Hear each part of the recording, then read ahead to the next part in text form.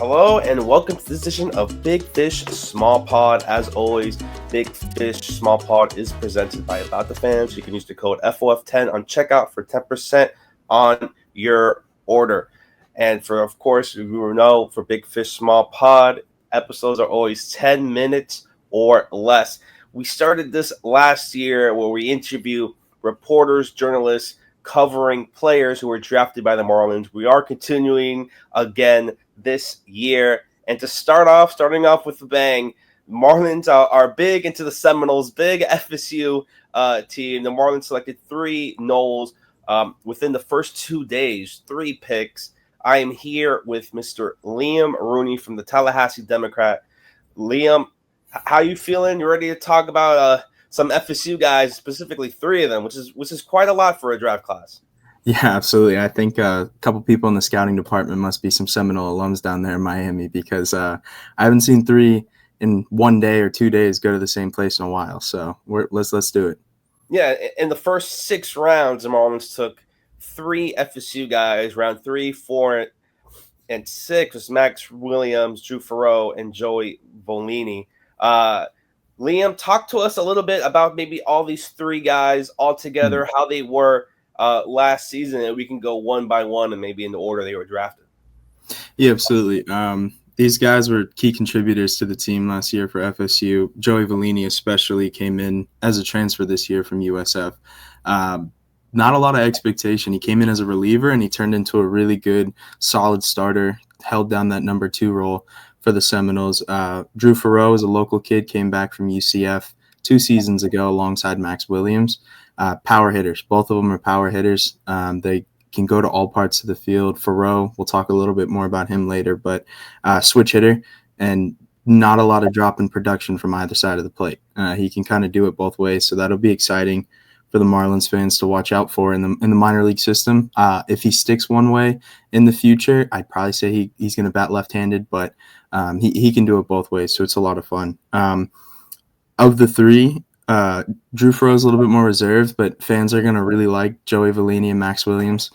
Big characters, big personalities. Max can get a little heated sometimes on the field, but he plays with a lot of fire, a lot of passion. So, you know, he makes up for it when he hits one, 430 feet on the next at bat. So that's kind of the way that those 3 all operate. Yeah, let's start off a little bit with Max Williams. They had him rated as the 81st best prospect. They took him very early on in that 3rd round, outfielder. What do you expect a little bit from Max Williams and about a little bit of his overview and how he fits maybe into professional baseball? Yeah, I do wonder if he'll stay center field for the long-term future. I think he's capable out there in the outfield, but there are some times where he kind of gets his positioning is a little off and his first step can be a little bit slow, but I think that's something you can work on with the proper development. What you can not teach is his ability to hit the ball. He's got a great hitter's eye.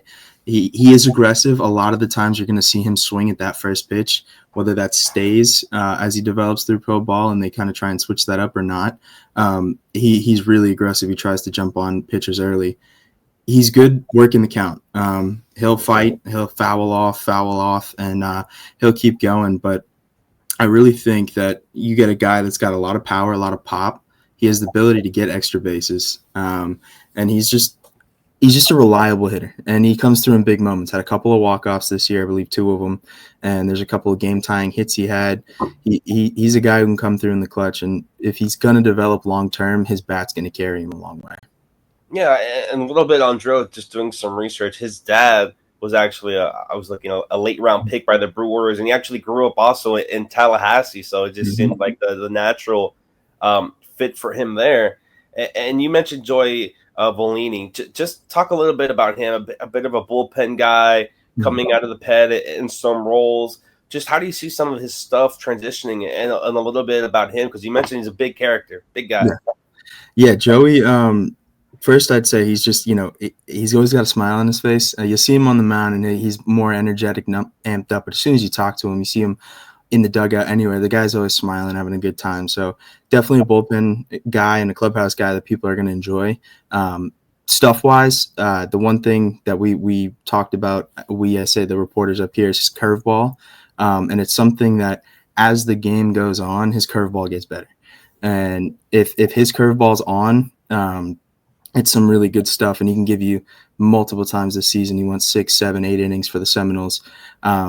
Doesn't have a lot of velocity. He's not going to blow up by guys. The fastball sits in the low 90s, so that is something to keep an eye on, especially in the modern day MLB, as we saw a bunch of guys in the All-Star game last night pumping 100 consistently. So, it's going to be his off-speed stuff, and there's risk that comes with that when you're in pro ball, because if batters can pick up on that, they can do some damage. But he's got a strong curveball, strong slider, and he does work the fastball in there well. It overlays very well with some of his off-speed stuff, so it can kind of set up his go-to pitches. But he's a guy that when he's good and when he's going, he can give you 6 innings, long outing, because he's not throwing a lot of high volume stuff, so he's got the ability to stretch himself out, and I think that's what makes him versatile, whether you want to throw him in the pen for middle reliever kind of guy, or if you want to get a couple innings out of him out of a back end start, maybe he's a number 5 guy. But he's an interesting one to watch. I think an underrated pick where he was selected, and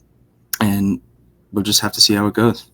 Fish on First has partnered with About the Fans to launch a merchandise collection. Rep the FOF logo in more Marlins-inspired apparel. Find it all at aboutthefans.com. Enter coupon code FOF10 at checkout to get 10% off your order. FOF10 for a 10% discount.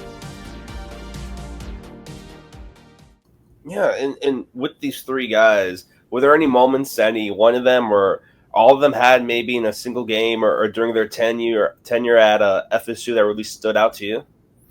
I got to go with Drew Faurot. This past season, he tied the program record for most consecutive hits. He went 12 for 12 in a 4-game span, hit 5 home runs, 3 doubles, and recorded 12 RBIs in that 12 for 12 span. I'd never seen a hitter that dialed in.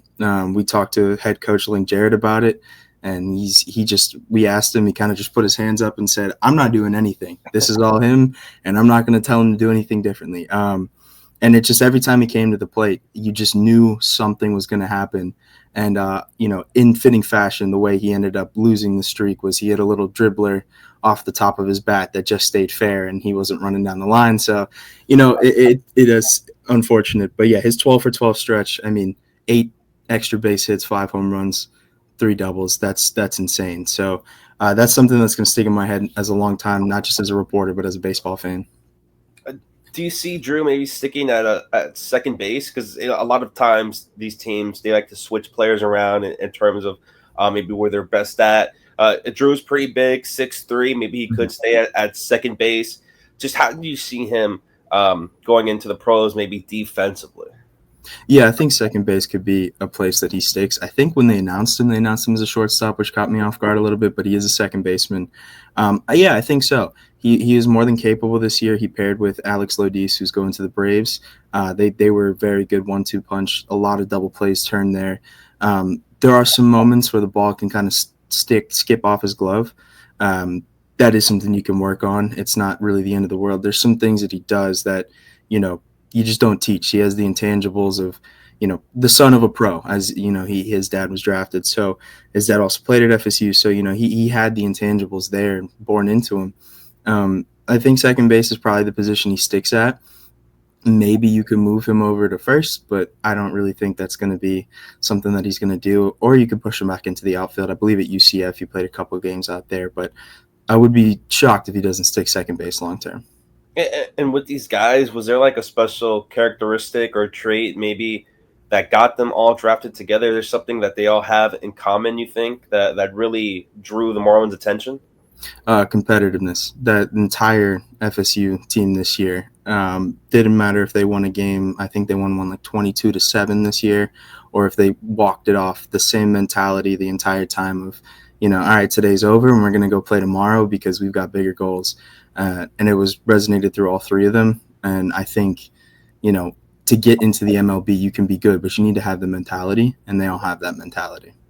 Yeah, and with these guys, how do you explain maybe some of their weaknesses, and maybe if they can overcome some of that? Because no one's going to come in perfectly to professional baseball. No one's going to go in straight to the majors. You do have to work on some things.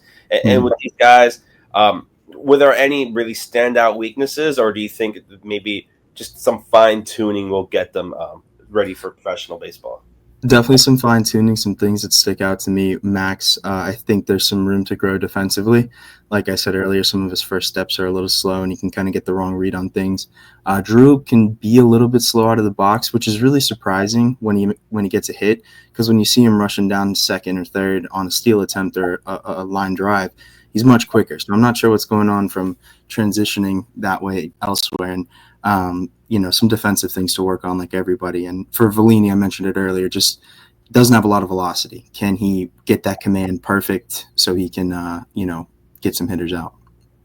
Yeah, and probably my last question for you. These three guys, no bias. Well, what do you give the Marlins grade for these for the three FSU guys?